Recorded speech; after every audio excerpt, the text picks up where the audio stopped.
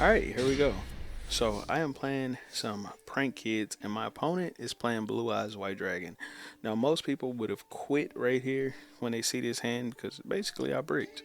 But not me. You feel me? I can make this work. So I'm going to set the imperm, set the call by the grave, and then in my turn, my opponent is going to activate Melody of the Awakening Dragon. He's going to send White Stone of Legend, and then he's going to add an alternative and a Blue Eyes White Dragon. Then he's going to attempt to activate the White Stone of Legend in his graveyard that he just sent. And of course, I'm going to call by the grave that. No more adding for you in terms of a Blue Eyes White Dragon off of this card.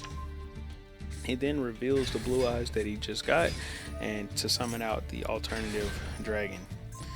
Maiden with the Blue Eyes, if you don't know what this card does, OG Blue Eyes card. Basically, if you target it at all for attacks or effects, it can activate summoning out a Blue Eyes White Dragon to the field from the deck, hand, or graveyard.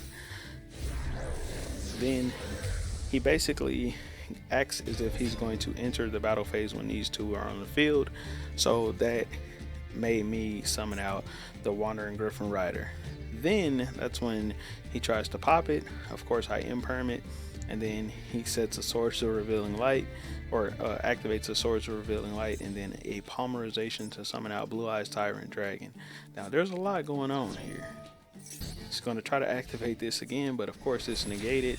He's going to attack into my Wandering Griffin Rider, which means that my Adventure Engine is now not going to be able to get that negate because this is a one of in my deck. I have no way of getting it back from my graveyard back into the deck unless there's a chance that he banishes this thing or I banish it with SP Little Knight.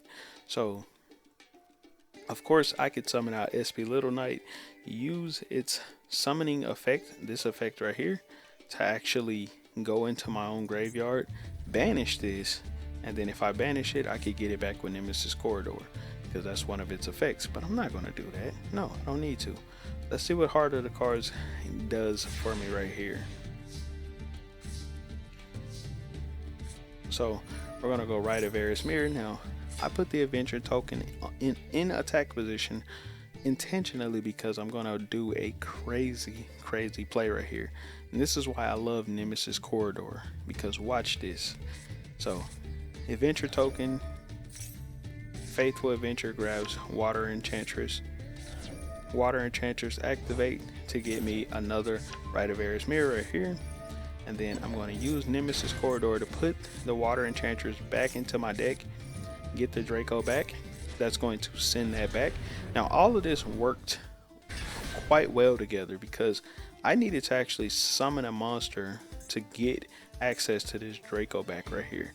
And then that actually allowed me, the whole adventure thing allowed me to even be able to start making my Nemesis Corridor play to get Thunder Dragon Colossus on the field. Now, the reason I put that adventure token in attack position is because I only have one Thunder monster in my graveyard.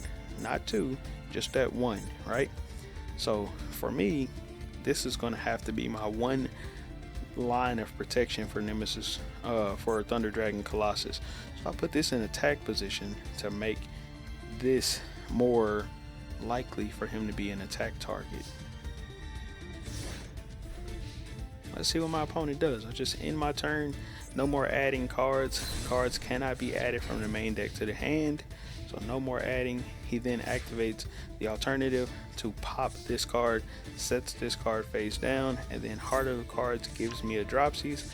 I'm then going to activate Faithful Adventure one more time. Go ahead and get this Water Enchantress to grab a second Rite of Varus Mirror. I'm just trying to thin my deck out a little bit, get some of the bricks out of my deck before I go into this combo, because there's a point where I can actually banish something to add another card to my hand. So that's what I want to do.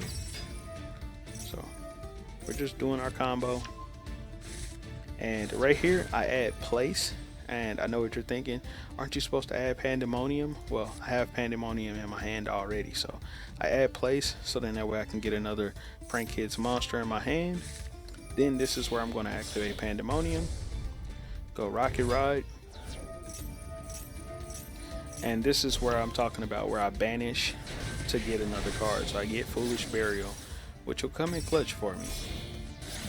Go into Rip Roaring Roaster, Foolish Burial to send a Nemesis Corridor. Now, I know what you're probably thinking. Why would you send Nemesis Corridor?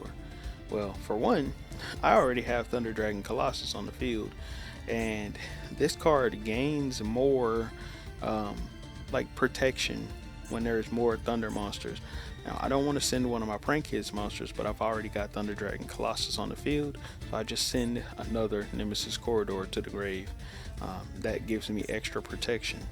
Then, also, like I said, the reason I went into place so I could get another Prank Kids monster in my hand so I can make the plays that I'm about to make.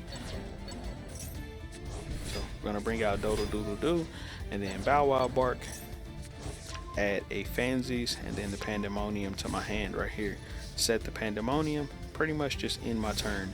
Now, I can attack because of Sword to Revealing Light, which is fine by me. Rip Roaring Roaster will be protected from this card, and this card will be protected by its own effect from that card with Nemesis Corridor. Bow Wow Bark will be off the field before this card can activate, so I don't have to worry about this card doing anything. It can't do anything to either of these two monsters, except it can try to attack over this, but this has its own built-in attack protection, and this card right here will be too high for it, so not worried about that. He has to draw something. Whatever he draws has to be his play, or or his first play has to be something from his extra deck. If it was me, my first play would probably be SP Little Knight if I was him, because SP Little Knight could basically come in clutch for him. It can remove stuff off my field. It comes in and activates right away, and it can pull itself off the field to clear my field as well. So it could be his play, but let's see what he does. Let's see what he chooses to do.